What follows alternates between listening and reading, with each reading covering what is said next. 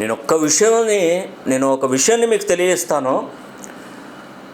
ప్రతి ఒక్కరికి ఒక టైం వస్తుందండి, ఎవరికైనా వస్తుంది. పాడైనటువంటి గడియారానికి కూడా ఒక టైం వస్తుంది. అవునండి, పాడైపోయింది కూడా అదొక టైంలో ఒకానొక టైంలో అది కరెక్ట్ టైం చూపెడుతుంది. మానవ జీవితం గుర్తుపెట్టుకోండి.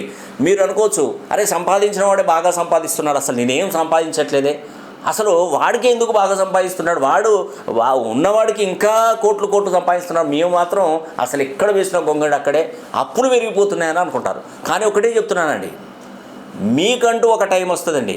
తులారాశి, వృషభ రాశి, సింహరాశి, కుంభరాశి, 4 రాశులు. మీకంటూ ఒక టైం వస్తుంది. నేను చెప్తున్నాను, గుర్తుపెట్టుకోండి.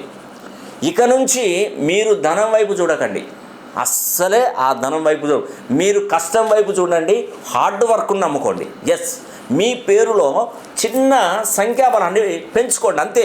ఈ 3 పాయింట్లతో మీరు ముందుకెళ్ళండి. ఆ ధనం మిమ్మల్ని వెతుక్కుంటూ వచ్చి మిమ్మల్ని ఆశ్చర్యపరచకపోతే ఈ శాస్త్రాన్ని వదిలేస్తాను.